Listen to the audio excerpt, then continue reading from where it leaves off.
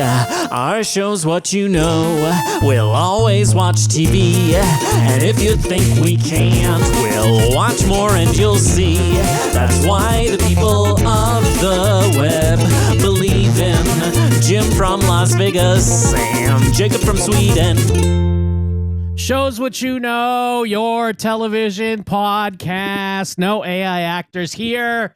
Just some AI jingles. I'm Jim from Las Vegas. We're not supposed to say that's AI. Well, the intro certainly isn't. That is 100% That's not AI, no. shitty singing by myself, Jakob Burrows from Sweden. Here we are again, 2 weeks in a row. Shows what you know about us releasing an episode a month, eh? Hey, there's just so much TV to cover, isn't there, Jim?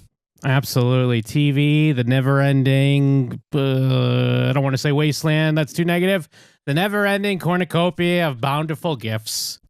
Yes, sort of a Hunger Games type cornucopia where we're all kind of killing each other to try to get the scraps off the tables of the rich content moguls that run us all. And on that note, speaking of rich content moguls, I'm going to launch us right into some news, I think, Jim.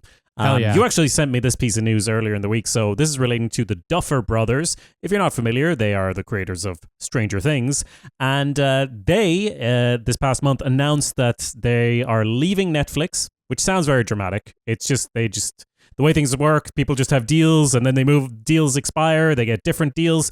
They're leaving, their Netflix deal is expiring, they're creating a new 4-year deal with Paramount, or I suppose Paramount Skydance, it should say now, because isn't that the official name? So they got a 4-year deal with Paramount for movies, television, and streaming projects, and apparently this decision hinged on their desire to release feature films in theaters, which is apparently something that Paramount said we could make that happen when they approached them and tried to poach them over to their side, to their new content empire. But there's also a lot of people who originally hired or originally sort of put in the orders for Stranger Things. They're now working at Paramount because obviously there's a big reshuffle of organization leaders over there, so they already know a lot of the people at Paramount, so they're just going to work with other people they know at another place that will give them as many resources as possible. And apparently they've dreamed about making feature films in theaters since they were kids, and it got them really excited. Jim, you sent me this piece of news. What did you make of it? Well, I mean, the big thing, not necessarily that. I mean, that is, that's part of the news. I get it. It's admirable. You want it's especially, people of a certain age, you grow up with the idea of having your film play on the big screen in theaters across the country, across the world. I mean, nowadays it's like I want to have my TikTok have millions of hits and maybe a brand deal. Mm-hmm. So I understand. And of course, with the Duffer Brothers, I mean, they're no strangers to Stranger Things. They're no strangers to nostalgia. So I imagine, they grew up in a certain era. That's all completely fine. It is interesting when these deals happen because, it's always like, hey, we want to be in theaters. And like, all right, we will. But then usually, I mean, I don't know, at least in my experience, sometimes I'll hear about these and they'll be like, yeah, then they were like, that was the deal, but we're not going to do that anymore. So, I mean, hopefully Paramount follows through. I'm trying to think what other, I guess Skydance does put things in theaters, so I guess they will. The big thing, though, that annoyed me, the big quote from this was when they were saying, like, putting out shows once a year is absurd. Well, not like absurd, but they're like, we don't really like that. We don't like shows that come out once a year. It's kind of crazy to ask for that because we like the buildup. We like the anticipation. And I guess that is what they mean. I mean, that is what films are. So, yeah, I suppose, films, you'll put out a movie and then you'll wait 2, maybe even more years for the sequel. So I guess, you should be making films and not TV shows that are 8 episodes or whatever. Although I guess in their defense, the last season of Stranger Things, they were almost all like feature length, weren't they? Mm-hmm.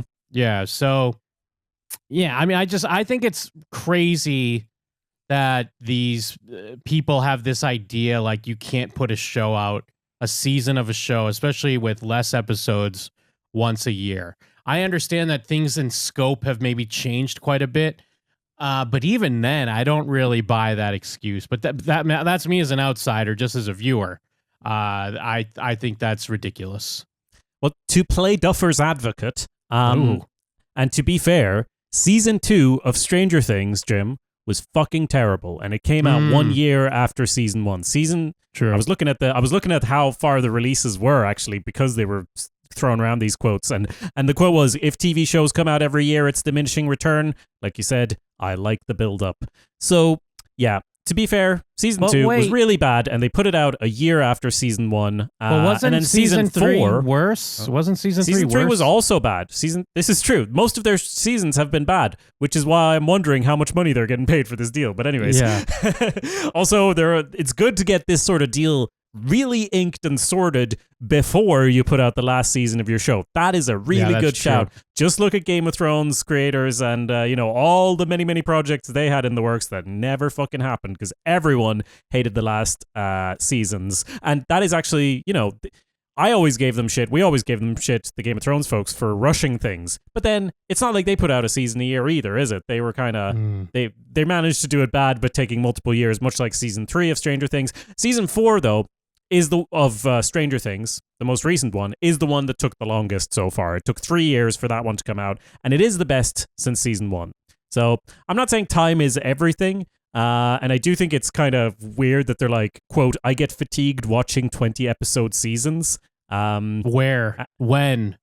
Yeah, exactly. Are you watching Friends? Like, people don't. It feels redundant to be putting this out, but I feel like maybe this is just like the bit that got hooked for the headline because it's a bit of a soundbite. Maybe they did more of a flippant remark, but still.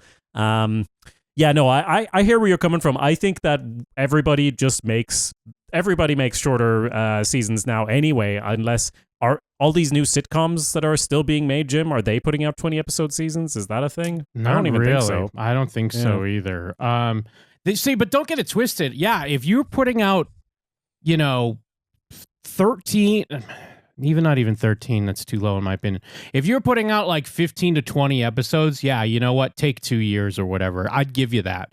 But who's doing that? Yeah, nobody. When you're dropping 8 episodes, get out of my face. I understand there's more, like, TV has become more like movies, where there is more effects. Like, something like Game of Thrones is an epic scope. Stranger Things also has, huge scope and effects and all that stuff. But I don't know. Like, I get Buffy is, absurd with some of the effects, but at the time, that was still very time consuming. It was cutting edge for the time for television, and they were putting out 22 episodes a year. Well, the Buffy revival is going to come back with like 8 episodes or some bullshit, 6, right? Dude. I think 6 tops. 6 episodes, and it's going to be one monster. I've always said this. If they made Buffy today, they'd fight one monster the whole fucking show. But to add to what you're saying there, and to give a bit more detail on this deal, apparently they're going to be developing television projects for Paramount that focus on the, quote, 8 to 10 episode seasons, which is exactly what we would expect and what every show is. But looking at some of the other details of what they're supposedly going to be working on, it sounds like they're going to be making fucking everything the way they're talking. Oh my God, the Duffer Brothers are coming to Paramount and they're going to save the movie industry.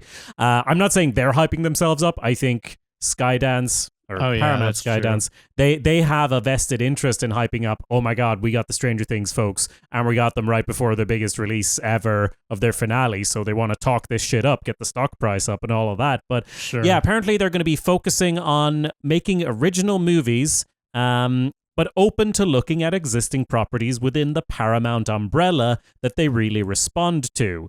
They were talking about how there's a lot of IP, intellectual property on the market. There's a lot of Spider-Man and whatnot. They didn't use the word Spider-Man exactly, but I'm just saying there's a lot of IP that gets recycled, and they don't have any interest in taking something that's been popular before. But they did say that, quote, this is what Matt Duffer said, "I like IP that was botched. Someone swung and missed. Then you have an opportunity to do it properly." I do like that as an approach if they are going to be picking up other IPs. But it feels like they're just going to be like a name that gets attached to a bunch of shit now, maybe.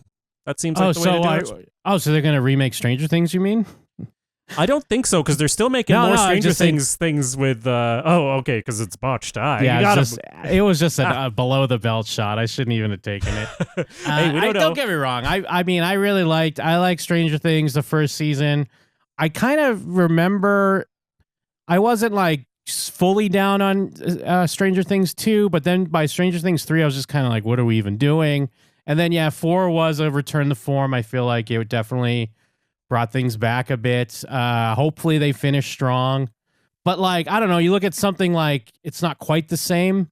We look at, like, the Russo brothers. I mean, they're also brothers. They made, they had Winter Soldier, which is a great movie. Then they did, obviously, Infinity War and Endgame, and those were awesome. And then everything they put out after Endgame was fucking trash. It was so bad, like insultingly bad. And to the point where, they're bringing them back, and this is kind of the big herald of, like, them coming back to Marvel to save Marvel. But I'm like, but everything they made is terrible. So why would I think that this is going to be good again?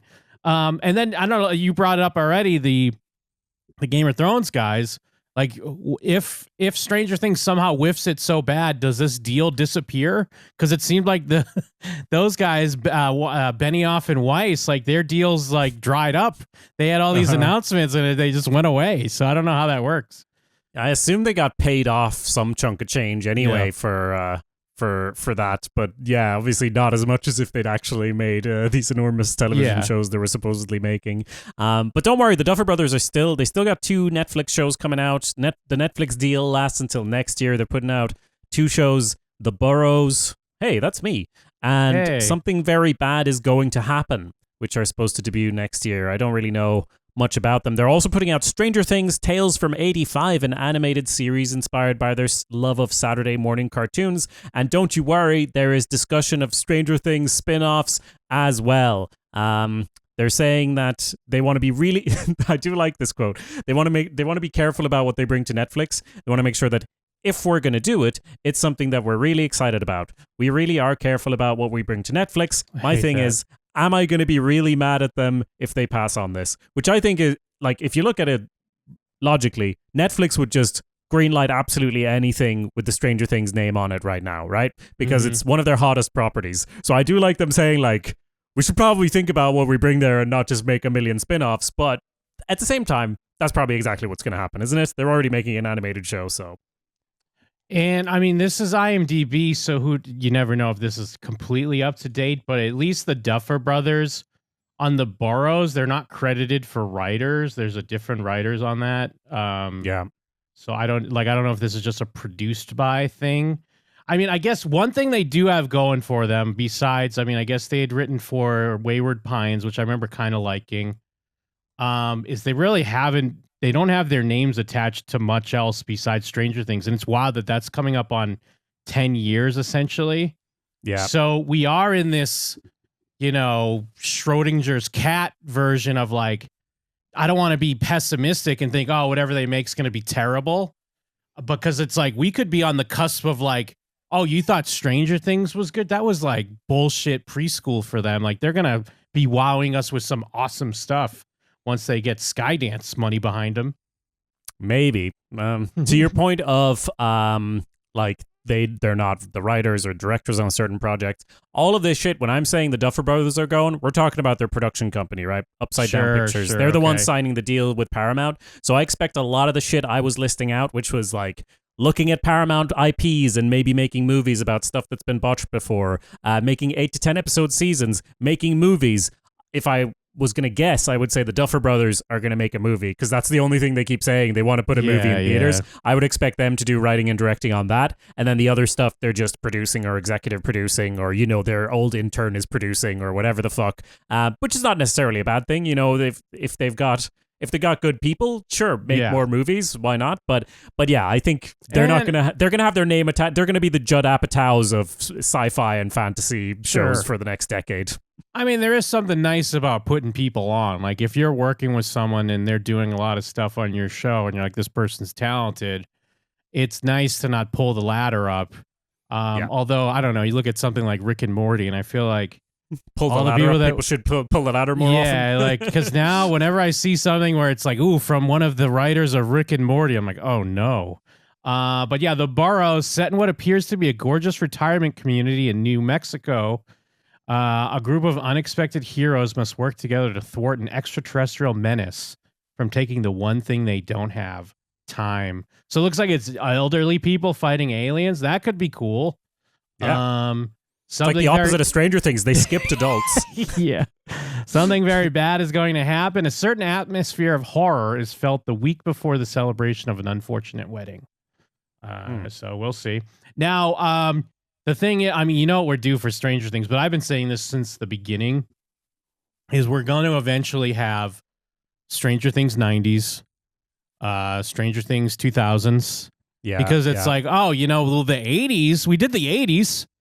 You know, and maybe we'll see some familiar faces, but you know, let's check in with a group of skateboarders in New York doing Stranger Things 90s. We're living the 90s life. We're listening to grunge music, and we're like worried about Clinton getting a blowjob in the Oval Office, Jacob. But also aliens. But what Eventually, what is it? What did the fucking, I don't even know what it's called anymore. Oh yeah, what is the upside down Clinton doing? Is he getting blowjobs in the Oval Office? Who knows? I think you're 1,000% right. I think we're gonna have eventually Stranger Things 2050. It's going to be those kids in the retirement home, and they can do a sort of soft reboot of that other show you just talked about, The Burrows, where they're in these kids in a retirement home still fighting aliens, whoever's still alive, both in real life and in the show. But yeah, if you're not on my YouTube, youtube.com/awesomepedia, or my website, awesomepedia.org, I just put out a new documentary on physical media, and for the last few video productions I've made on there, I've read like 4 or 5 books with the word nostalgia in the title. Like, I read a 1970s sociology book called Yearning for Yesterday, and I think the main takeaway of all of it is it's just everything just comes back after 20 years. It doesn't matter how dumb or lame something is. After 20 years, you look back on it with rose-tinted glasses, and that's always what we've been saying. You know, it's moving on from the 80s to the 90s to the early 2000s. The 90s never really got their due, honestly. They got a little shortchanged. Like, when I was making one of those videos, I was trying to pull examples of it, and I couldn't find as many. There's like style things, but in terms of media set in the 90s, we don't get as much of it. Yeah. Well, I mean, if you go back almost 10 years, this was me a while back. I don't know if it's going to focus or not, but I got the DVD set that looks like a VHS. That's me. Hell yeah, son. Yeah. I was the guy. I only got season 1, though. I didn't get the other seasons. You know? Didn't get it on VHS? Oh, that is cool, though. I enjoy it. It is pretty cool. Yeah. I mean, I had so much hope back in the day. I was like, oh my God. I mean, Stranger Things is one of the things that launched this podcast. True. Because we used to own StrangerThingsPodcast.com, and it was the whole idea leading up to it. We were like, we're going to hitch ourselves to this star. Yeah. Fuck that up, didn't we, Jim? Yeah. Well, the problem is, it's like, well, we would have been golden if it came out every year. Yeah. But the problem with that is then fucking we got years off, and it's like, what do we do? I guess we watched The Handmaid's Tale. Yeah, that didn't work out either. But even more so, it's the binge culture, binge model, which, was still pretty early when we started this podcast, almost 10 years ago. But it feels like the format we were trying to do at the start was better designed for the weekly release schedule, which is just the problem. The only way you can get a weekly release schedule now is through Cut to Black, a Soprano sit down, or, Office Ladies or something where you watch along with a podcast, because otherwise, fuck you, you're getting it all at once and it's going to be over in 5 minutes. Yeah. Although, I will say this on Stranger Things, just rounding out the discussion on the upcoming season here, the season is going to be split with 3 releases, right? Yeah, so which is kind of cool. 4 episodes premiere on Thanksgiving, 3 at Christmas, and then the finale on December 31st. So apparently episodes 4 and 8 are going to be like movies, so they're probably like feature film length. So that's kind of what we're looking at coming up. Yeah, I mean, the kids are old as fuck now too, so it's like, come on, what are we even doing at this point? Not like us, Jim. Yeah, yeah, we just age like wine. Yes. Fuck, I had something, I forgot it. Well, whatever, we can move on. Sorry, I barreled over you there, but you're fine. Yes, you're all right. Let's move on. Right. Where is it? Oh, here it is. What TV shows have you been watching? Tell me, I gotta know. Jacob, what TV shows you been watching?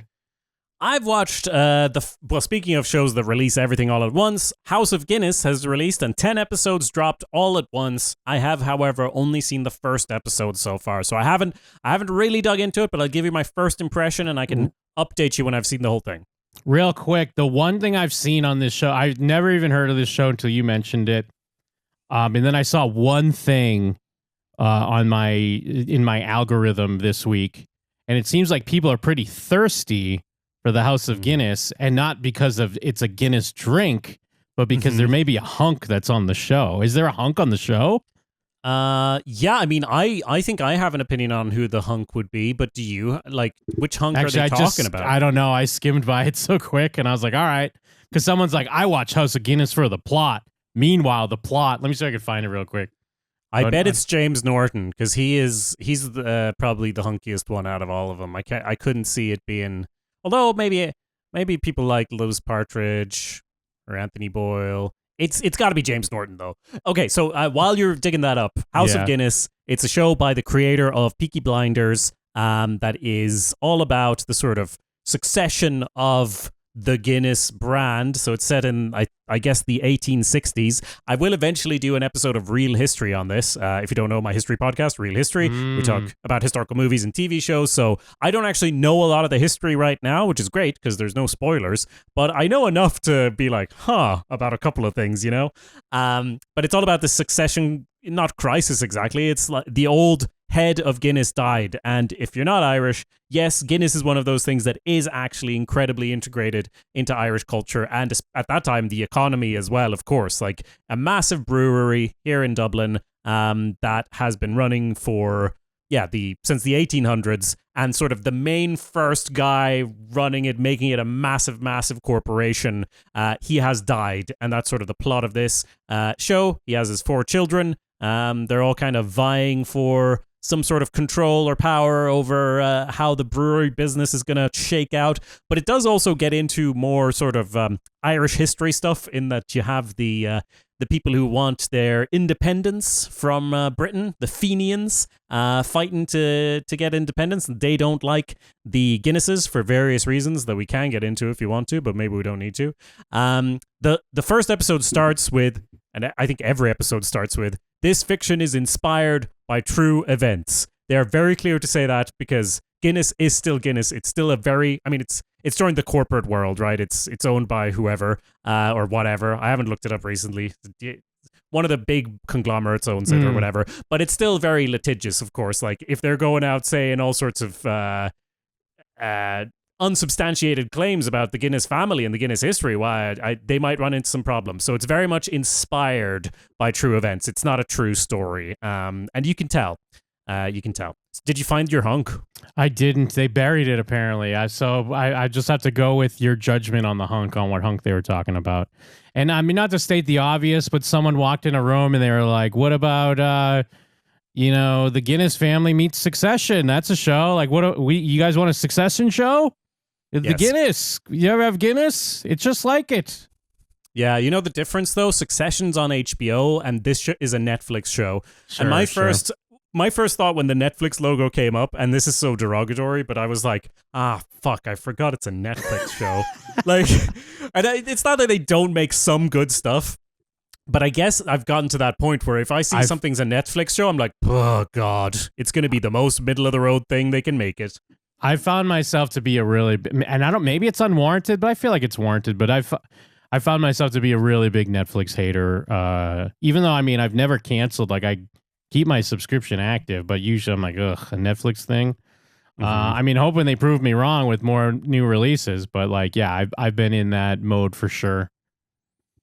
Yeah, and as I said, there's some things in it that feel very Netflixy. Like my friend Mark, listener of the show, Mark Bell, he was texting me saying they've taken a major choice with Arthur in this. No spoilers, but that's a big swing based on hearsay. And I just said, did they make him gay?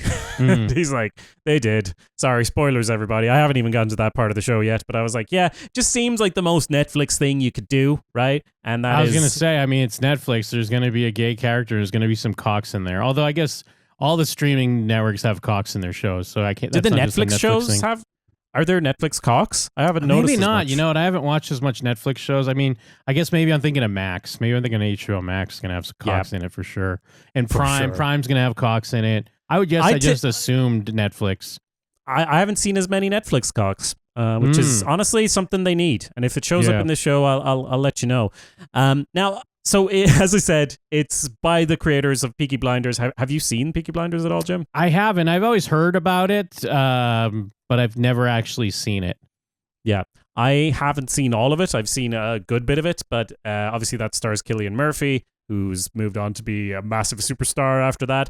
Don't know about if James Norton is going to do the same or any of these other fellas in there, but the acting is okay. It's just really weird. It's like so weird to see this history that is elevated to a Netflixy thing because it's not realistic at all. It's very like elevated action. They have like fight scenes where there's like rap music and stuff like that happening. The fighting in slow motion, wearing their 1800s type clothes, and there's rap music happening, which I'm not opposed to. I'm not a purist who's like, oh, you can't have anything but string music in a fantasy show because, as you know, or in a historical show, I should say. But there's this thing that this is going to get a little bit in the weeds, but I have to explain it because it really puts the finger on what I think this show is, which is there's this part where they're bringing the body of this dead guy to the funeral, and the hunk, James Norton, he's brought out like a bunch of tough men from the brewery to make sure that they can get through, because a lot of people hate the Guinnesses. So you have people who want to make alcohol illegal. They're out there protesting. You have the Fenians, who are the people who want an independent Ireland, make Ireland independent from the British. They're there and they're causing a ruckus. They're throwing bottles and whatnot, and they have this needle drop that is the weirdest needle drop. If you have the historical context, it's such a strange choice. But basically, James Norton is there and he's like, let's get him, lads. And there's a needle drop of Kneecaps track, Get Your Brits Out, which is, it's a good tune. I'm not opposed to having a bit of rap music in there, but it feels like someone just went, we want someone rapping in Irish over this fight, because that's what Kneecap does. They do rapping in Irish. I don't know what that is. It's a band. They're two rappers. They rap in Irish, rap Irish and English. They're from Belfast. And the name of the track is Get Your Brits Out. And the chorus is just kind of repeating, Get Your Brits Out. It says sort of a play on words for Get Your Tits Out, but they're talking about getting the Brits out instead. The weird thing about it is it's kind of a hype track for the people beating up the Fenians. So if you have any historical context at all, you have these people who are working for the Brits. They're working for the landed gentry. They show up, beat the shit out of the people who want independence, and that is set in a really cool, hypey way to the tune Get Your Brits Out. So it's to explain it in your terms, it would be kind of if you had a sports film about a team, and then when they're winning at the end, they're playing the other team's song, or there's a war film and you're playing, I don't know, a Nazi anthem while the U.S. soldiers are mowing down Nazis, not the other way around. It's just such a choice. And I don't think it feels like they either weren't aware that they were making that choice or they didn't care. And either way, it's a bad sign for the show, because it does work. Like, it looks good. It sounds good. I'm just like, there's a lack of context here. It's kind of telling me maybe they don't know what they're doing with this show at all. So hold on. I'm sorry. Back up. So Kneecap, that song is not about getting your Brits out? I know it is. It is. Okay. But there you have that tune set to the people who want the Brits out getting their ass kicked. Oh, that's what okay. I'm sorry. I missed that because sorry to back up real quick, is because I had to double check because Kneecap sound very familiar, and I remember now it's because they had a film at Sundance. I think it was either this past Sundance or is it the year before? And it looks like they play themselves in a movie. Is it about themselves? It is. It's like their musical, coming of age film where the formation of their own band and they play themselves, and it's actually really good. I didn't mean to divert it a bit. It just that's okay. Popped in my head as we were talking. No, it's pretty convoluted. Right. Like, it's convoluted, as is Irish history. But that's the thing where I'm like, it's a historical show set in Ireland, and there's nothing really like inherently like wrong in it. It's just like, it's an indicator that maybe they don't care or know what they're doing about that, and they care more about having a cool fight set to people rapping in Irish, Yeah. Yeah, and I found as I've gotten older, for whatever reason, like historical dramatized fiction just rubs me the wrong way. I think it's just because I started to see more things that became movies and shows, but I was alive for. And oh yeah, so it's that's not history. That's current events. Yeah. But even like, because I'm thinking of like Ryan Murphy shows where it's about like the OJ trial, but then they have these like ham-fisted scenes where it didn't happen, but they're going for like at least a vibe. But I guess that started to rub me the wrong way where I realized like, but no, if you make a popular enough movie or show, like if this House of Guinness show blew up and became like a Game of Thrones type thing, that would just become what history is. Now to everyone, like, no, this is, even though we all kind of know it's like dramatized, it becomes, no, this was the story. I watched it in a show. Similar to how people talk about Game of Thrones like it's historical, where they're like, but that's what they did back then, Yeah. But yeah, that's a whole nother conversation. I'm sorry, I didn't mean to like sideline you, but I get That's what all right. you're saying. You've stumbled upon the main premise of real history, Yes. where we separate the real history, REAL, from the real history, REEL, right? So this show is very vibey. It's very based on like doing the things that make sense for the vibes. That's just judging it from one episode and from what I've seen so far. I was reading a review, like a pretty kind review in Variety. Sorry, I was reading a review in Variety, and they said it was solid, lacks the sharpness of Knight's previous works, has stunning cinematography, punchy music, and slick stylization. But by episode 5, it becomes tedious and repetitive, droning on and on to extend itself into 8 episodes. Yeah. So, and I'm just on episode 1. I am going to watch it all. I do think I'm all for it. I'm not actually that opposed to something being vibes over accuracy, especially when they put a disclaimer up top that says this fiction is inspired by true events. They're very clear about that. So I'm like, okay, because I also think that I actually love historical movies and TV shows. I think they elevate they're the only entry point we have. Like, who gives a fuck about history when you're growing up? Who's like, hell yeah, I love history class. No, you watch Braveheart, and then you're like, I wonder what really happened. And then you listen to Real History, and we'll let you know. So I think it's great to have stories told, but yeah, I don't know. Where do you draw the line at the vibes, though? Because what if the guys that made this show on episode 5, like, you know what the vibes are telling me right now? That like, what if one of these guys was a vampire? And they're like, fuck yeah, dude, that like nails it. Like, he wasn't literally a vampire, but like in certain respects, he kind of was. So we're just going to make him a vampire now. Like, is that Jim, still the have vibes you forgotten you're who the down fuck with? you're talking about too? Like, I would probably be more on board with that, wouldn't I? But it's also like, the more overt you are in not being historically accurate, the more I'm accepting of it, right? So like in Braveheart, for example, right? They all have blue face paint. They did not do that in the 1300s. That was like thousands of years beforehand. But you're going to watch Braveheart and you're like, yeah, of course they were wearing blue face paint. William Wallace, they had blue face paint. Yeah. No. But then you watch something where, Abraham Lincoln is a vampire hunter. You're not like, Abraham Lincoln, yeah, he hunted vampires. So it's kind of like, if it's obvious enough, I think the sneaky things are actually the problem when they don't make it overt that it's not accurate, And Knight's Tale is a great example. I have a very long video on that on my YouTube as well. But what if they don't put the disclaimer? What if they're like, no, this is historically... because some movies do that. They'll just put disclaimers like, this is real. Yeah. And it's like, because disclaimers don't mean anything. You could put whatever you want in a fucking disclaimer. But we're getting way off track. I'm sorry. I don't need to go down this path. Well, that's why we absolutely slated the 2004 King Arthur film, because that's like, this is the real story of King Arthur. And it's like, no, it's made up, and it's a combination of 4 different things, but whatever. Like, just say that. But yeah. Anyway, House of Guinness. Yeah. Check it out. It's a weird show. So far, it's a weird show. It's not terrible. I'm gonna watch the rest of it and let you know what I think. Something you could totally put on and watch and stare at your phone while it's on. Yeah, a Netflix show. What TV shows have you been watching? Tell me, I gotta know. Speaking of shows you could put on and stare at your phone while it plays, the new season of Survivor premiered this past week. That's a Jim show. I watched it. I wasn't staring at my phone the whole time.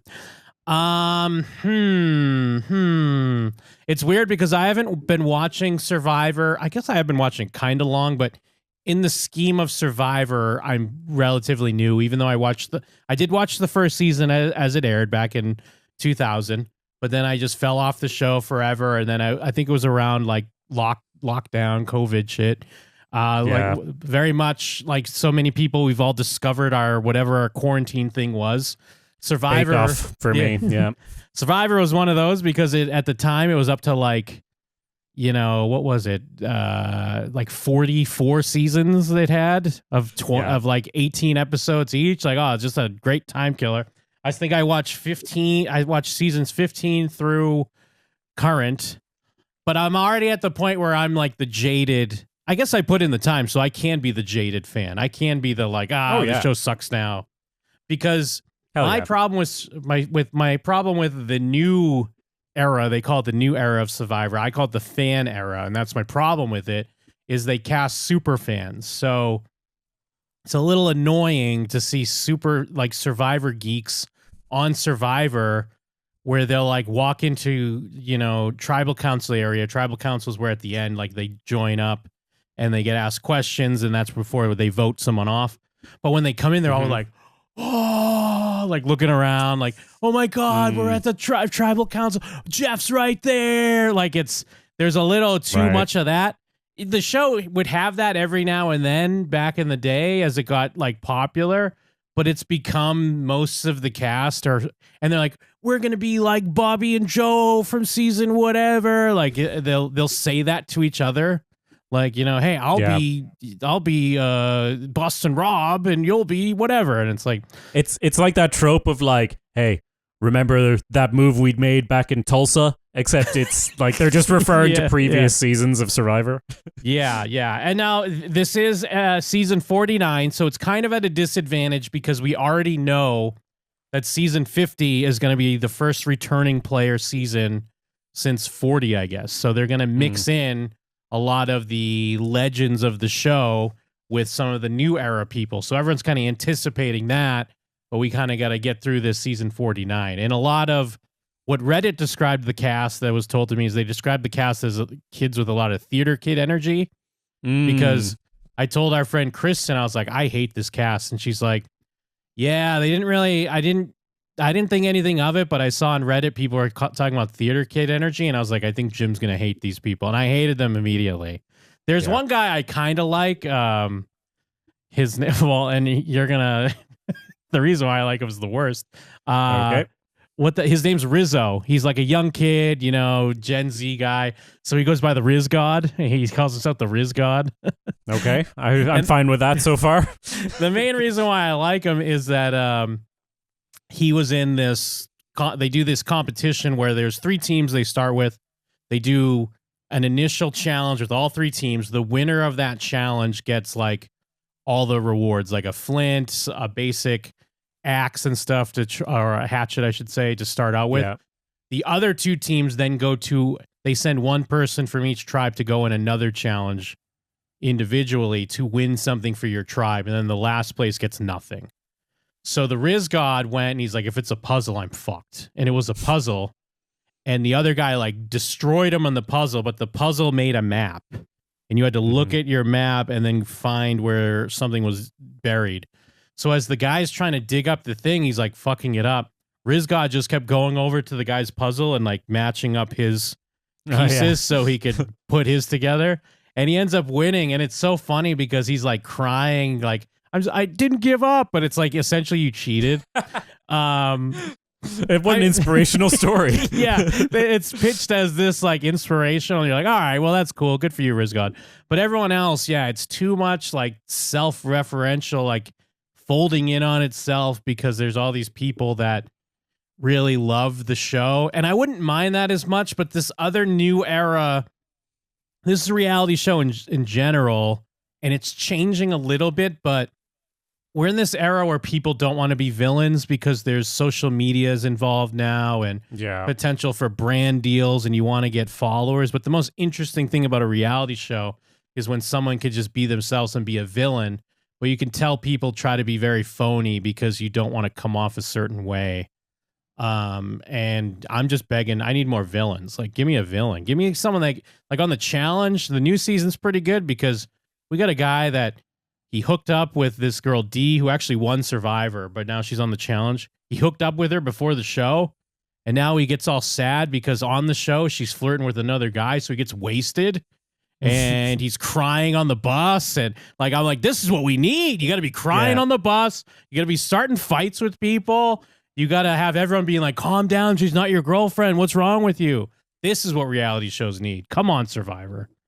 Yeah, it's interesting because obviously reality shows at their core is an idea from the 90s that was like, what if we had cameras everywhere in everyday situations? And that is just life now. Like we're all accustomed to there being cameras observing us at every point. Like if I go out on the street and start flipping out right now, one of my neighbors is probably going to film it with a camera. Like it's kind of a given. So we're always under that observation. So, and we've adapted as people to like constantly be performing.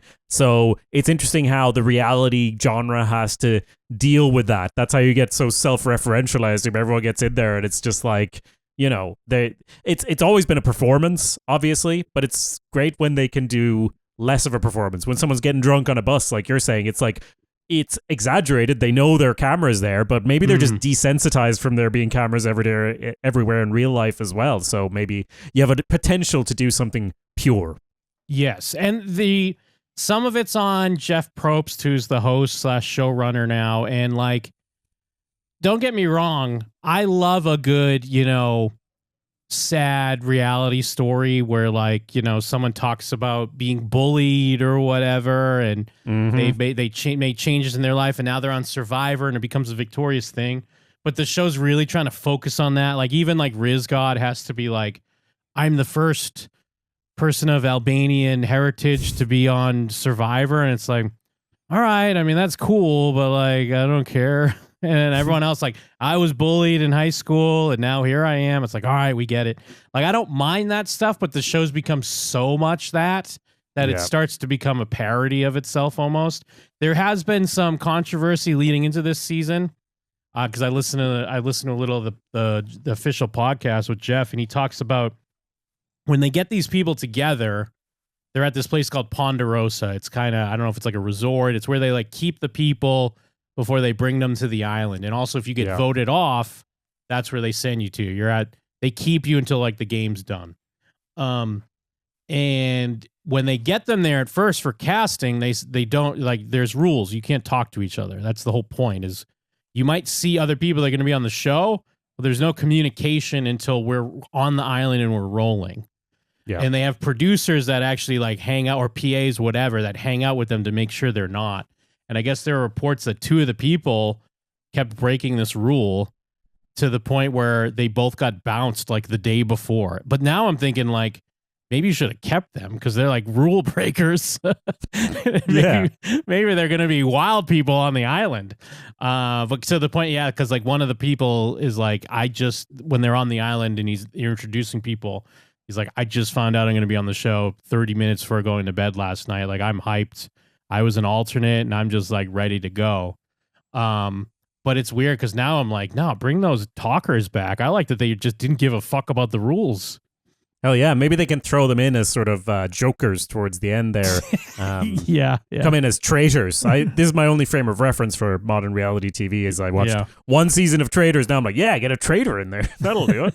Or a person baking something like Bake Off. Those are the two things I know. So anyways, Survivor, season 49. I don't mean to be so negative, but like my first impression of this cast, I'm not gelling with it, so we'll see how it goes. Dumb question, but what's the release schedule on this? Because as we've talked about, they only film over like a period of 2 weeks, right? So are they dropping this weekly or? Yes. Survivor US does 26 days. And I think, they do about 14, 15 episodes, and they do it weekly.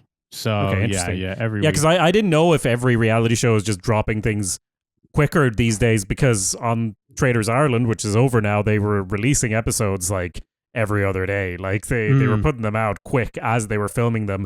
The theory being in our household that like Ireland's just too small. Like you're gonna know if this comes out, people are just gonna know who won and who didn't. Like it's just, we need to like not quite do it live, but like drop the episodes a couple of days after filming.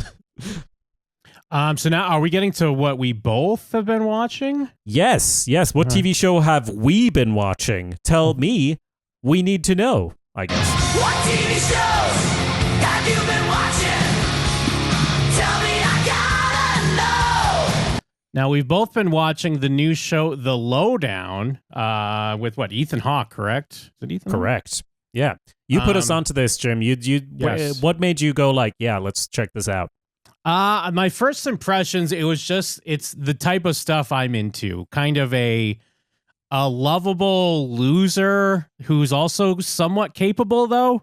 At least these are the vibes I got from the trailer, because and it's in the show as well. Like, he's always getting beat up. So his face is Ethan Hawke's our main character, by the way. So he's always, bloodied and bruised and beat up, and he's getting himself caught up in this crazy situation between whether it be government corruption, family that runs a town, maybe some other like lower seed people with seedy like gangsters, skinheads, whatever it might be.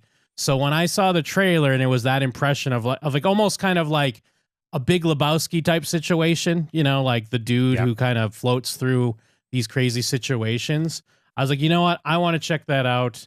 And 2 episodes have dropped as of this recording. As of this recording, I think what's on Tuesday, so it's probably like 3rd episode is tomorrow, I think. So I was ready to watch it, and I came out pretty positive. What'd you think? Yeah, I'm fairly on board. It's created by the creator of the TV show Reservoir Dogs. Which neither of us have. Sorry, I always fucking. Yeah, I just skip over the middle of that word. Yeah. Reservation Dogs, the creator of that TV show, and I haven't seen it, and you haven't seen that either. But generally speaking, that's gotten good reviews. People are really liking it. It's coming up towards its end now, the 3rd season, and yeah, it's about Ethan Hawke plays. I guess it's kind of hard. Like the first episode, I had a really hard time getting a grasp of what the fuck this show was about, because they do introduce a lot of characters. There's a lot of stuff happening, and you're just following this guy sort of bumbling around, getting into weird situations. He calls himself a truth historian. I guess he's a journalist, kind of, but he's like a journalist who gets paid by the article or whatever. So he's a freelance journalist and also a seller of rare books, and it takes place in Tulsa, Oklahoma, which is very central to the story or the plot or whatever, right? Because the creator of this show, his show Reservation Dogs, is also set in Oklahoma, and this show, it's also like about his hometown, and it's kind of inspired by someone he knew. I was trying to look up like what's the true story behind this, and what you find is like, no, it's like it is a true story, but it's a true story because the creator knew this guy who is an inspiration for this, someone who basically was just digging into stuff in the local community and trying to have scandals come to light, which sounds pretty seedy, and maybe that's part of it, but mostly like, oh, these families were involved in these, massacres of black people 100 years ago, bringing to light like these horrible atrocities that have happened and that people aren't talking about. So anyway, he's driving around in his white van, kind of meeting in the first episode, kind of just meeting a bunch of different characters. We meet a bunch of different characters, and I had a hard time getting a grasp of it. But by episode 2, I was a bit more on board. I'm like, okay, I see where this is going now. I'm kind of enjoying it, and I look forward to more of it. What were you making of it? Yeah, no, same thing. Because on one hand, and not that I would throw out this criticism, but like I could see people doing it because it is, they have the comment, it's like a running comment on the show where it's like, nothing worse than a white man that cares, or like, what's going on with this white man that cares? So you would almost be like, oh, is this a white savior story or whatever? Because he is kind of trying to go up against like local skinheads and history of white privilege in Tulsa, whatever it is. But yes, it is based on an actual guy who did he was an activist, citizen journalist. And, I think the show also it's purposely makes him kind of insufferable, like, because he's a little annoying with some of his shit. But I think that is part of it. Like it's a feature, not a bug. So yeah, I was into it, especially like the first episode. You're right. It's like a lot to kind of take in because he's we find out he like runs this bookstore. He's always working some sort of angle. There's like a painting he's trying to get initially. He's obsessed with this Washburn family that has like long roots in Tulsa. I don't know if they fully have clarified why. There was a point at one point where I thought maybe Keith David was a ghost or something. I was like, yeah, the Keith David part in the first episode is what kind of it put me off a little bit because it was so diffuse. Like half the time, this show feels like bad Tarantino, and then the other half it feels like, hey, maybe this is good Tarantino. Like a lot of people waxing poetic or some such. But in general, I do like the cadence of the back and forths. Like there's a great energy to the conversations that are happening, which is great because a lot of it is that. And it's like kind of a comedy in that regard, or it feels like a comedy, even though it's a bit more serious. Maybe people are getting murdered and so on, and we're trying to look into it. But yeah, the part where it's just like two characters meeting in a bar and one is just saying a load of cryptic shit. I'm like, oh no, what is this? And then episode 2, it's like, here's why I said all that cryptic shit. And I'm like, oh, okay, it actually makes some sort of sense. yeah, but it was just because like there's a lot of style to the show because there was a scene. I mean, like the opening scene has a character death, and then there's a scene later where we're reading the letter, and then but the character's like sitting in the car reading it, and our main character like looks at him too. So then I'm like, I love that. I do love that, but then I'm like, oh, does that mean that Keith David is also? We just didn't know that he was dead, but no, it's like it becoming more and more clear that he's not. But it definitely was like you're trying to get your footing in where they're going with this and what they're going for. But also, I like that a bit. I like that it kind of keeps you on your toes a little bit. It is one of those shows, and I think this is pretty common. It's tough to imagine. Like, I guess it's because a lot of these series are kind of long movies, so there's never quite a pilot anymore. Like in a way, like I get why they released 2 episodes, even though this kind of does end. This ends with a nice punch that like wants you to get into the next episode. But if you picture it in the old days as like a pilot, you'd be like, oh, this is a little meandering and I don't know where this is going. So it'd be weird if you just dropped 1 episode. You know what I mean? Yeah. But I think that's like, for whatever reason, that's the common style these days. But I think the cast keeps it engaging. We got Killer Mike plays he's in it from Run the Jewels. He's the like editor guy of the Booty magazine. He's great. I wrote down a quote of his where he's just like where Ethan Hawke is telling him about this stuff that happened to like this weirdo that showed up and was talking all cryptic, and he's just like, what in the magical Negro bullshit is that? You got to stop smoking dope and watching The Legend of Bagger Vance. And just the way he delivered it was fantastic. It's a real colorful cast of characters. I've never been to Tulsa, but it seems very much larger than life, and it also is like it's very much not. It's very the fucking city's a character. It's very true. Much like, but like in a good way. Usually, I'm just like. Usually, when the city's a character, it's L.A. or New York, you know, and it's nice to have a different character in there, you know. Well, did you also notice that the daughter's played by our new Buffy from Skeleton? Oh, is that Crew? Who it is? Yeah, yes. I recognized her, but I didn't put it together. Yes. Oh, God. So Ryan, what's her name here? Ryan Kiera Armstrong, who's going to play Nova in the Buffy reboot. I mean, she's good in this. She's fun, like for the part. I'm stressed whenever she's on screen because of the thing you said about him being kind of an asshole. Like he's such a bad dad, and so far it's not like, oh, but he's got a heart of gold. He's just a really, really bad dad so far. So hopefully we'll get some sort of development in that because she really likes him, and he's just really bad at being a dad. Yeah, it's classic. Like he's taking advantage of his, father role where she's gonna like love whatever he wants. Like there's moments where it seems like he's taking her out for an outing, but then we see that there's other motives behind it because he's still obsessed with this family. She puts it together because she's a smart kid and knows her dad, but she doesn't mind it either. She kind of wants to be helpful and be involved. Now, I don't think she's going to be Buffy's daughter in the show, but watching her in this show, I could almost see if that's the angle they went. Because I'm like, you know what? She does look like a young Sarah Michelle Gellar to me. Like I guess just because I was had that when I recognized who it was, I just had that in my head as I was Sure. watching it. Yep. But we got Peter Dinklage is going to be. He hasn't been in the episodes we've watched yet, but he's upcoming this season, maybe the next episode, or he's in the promotional material. So that looks fun. I know one of the guy that directed, I think wrote and directed the new Toxic Avenger, which stars Peter Dinklage, is in this show as well.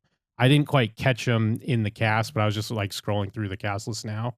Macon Blair. He's an actor, writer, director. So it's like a good pedigree. Kyle MacLachlan's always good. Even like Gene Triplehorn, like the cast is really good, and you kind of need that because it is like he's always running from a new group or interacting and mingling with people.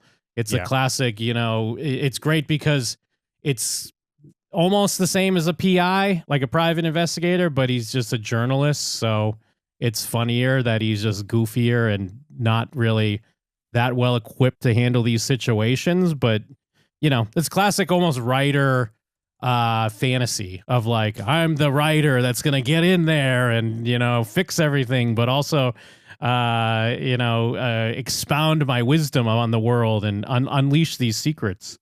Yeah, and like speaking of how the writer is sort of part of it, going into how the show was originally, like how the concept of the show was put together, I was reading an interview with the creator in Variety again, and he was sort of giving the backstory of the concept of basically he was working for this organization, This Land Press. He was a struggling independent filmmaker who really needed a job, and they gave him a free rein to make documentaries in Tulsa about topics he wanted to cover. And he ended up basically in a white van, much like the van we see in the film. And Leroy, the guy who's the inspiration for Ethan Hawke's character, he was riding shotgun with Leroy as he was going around being a journalist, interacting with all of these characters, that sort of thing, talking about things a lot of people weren't interested in or didn't want to talk about, and sort of trying to get to the truth of a bunch of matters. And he as a young filmmaker learned a lot from that, was inspired by that, and he originally wrote a feature film script about this person, and then he put that down when he started making Reservoir Dogs, and then kind of took the concept back up again, and that the guy who Ethan Hawke's character is based on has since passed away, and he sort of took the inspiration from the script and turned it into the pilot of this. So on that note, I have a question. Do you think, does this feel like noir to you? Because he also said, I'm such a fan of noir, and he's the creator sees it as a sort of noir thing, and I think that kind of clicked a little bit for me when I heard it, because I was like, oh yeah, it is kind of hard to define what this is.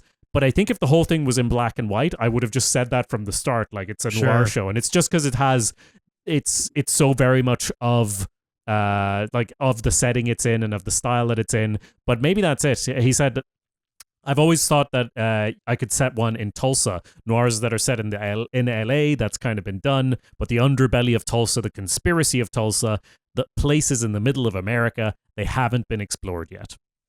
No, I like that. It does, kind of like you said, it does click more. I mean, a few things, because I did read, like, I tried to go in fairly fresh to the show. I did know it was loosely based off of a real guy.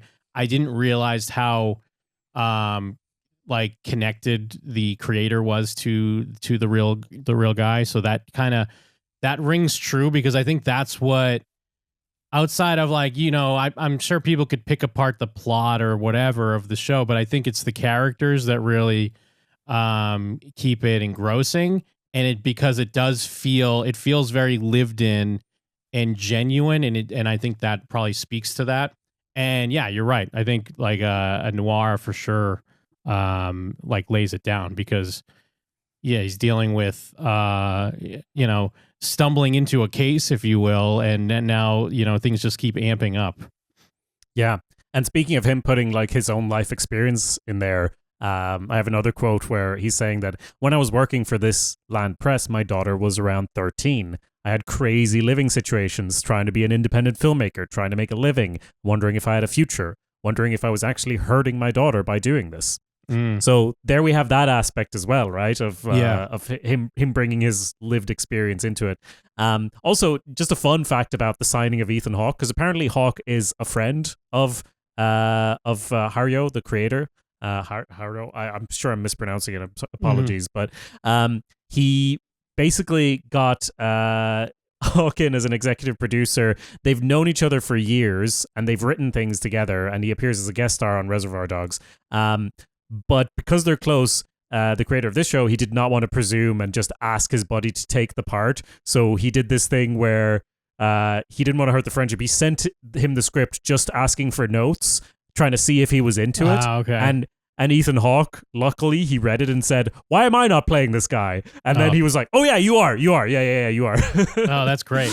That's Yeah. great. I like that. I mean, that's the other thing. I mean, when I saw Ethan Hawke was in it, because Ethan Hawke, he's always good, and he does go out of his way to be in different, like all kinds of different projects. And it's like he's a solid dude. Like if you ever see him in something, it's usually going to be worth a watch. Yeah. And I mean, yeah, no, that's dope. Yeah. So, I mean, we'll probably catch up about this. I'm going to keep watching it. You're going to keep watching it. So we'll give you our spoiler thoughts, I'm sure, once we've finished up the season. One last thought there from that, or one last thing from the interview was that his hope for the show is to keep the Lowdown going with investigations of different crimes in different seasons. So that's sort of the hope of making it a sort of anthology, going deeper into different mysteries for him to unravel across different seasons. Who knows if that will happen? Hopefully this show pans out well. But it's coming out weekly now after the 2 episodes. So looking forward to catching up on the rest of it. Well, that's cool too, because when you said that he wrote a feature, I'm like, oh, okay, is this like a one and done? He just swapped out his feature, made it into a show, and then we're off on to the next.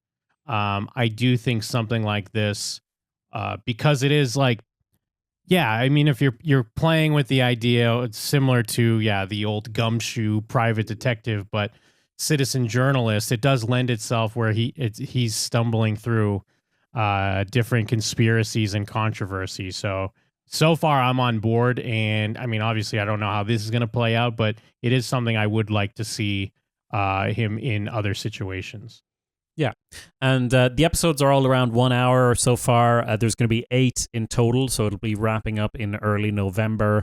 And it is an FX show. And it's funny because, I guess FX is, since we were talking about Netflix and how Netflix are just kind of like, ugh, at the start of this podcast, feels like FX is just putting out a lot of bangers these days. I know we're always lauding Apple TV just because there's absolute radio silence on all Apple TV shows from most people. But FX is no slouch either with shows like Shogun. I'm really enjoying English Teacher as well. And at the start of this, playing this, I'm like, this feels like what HBO shows used to feel like, kind of.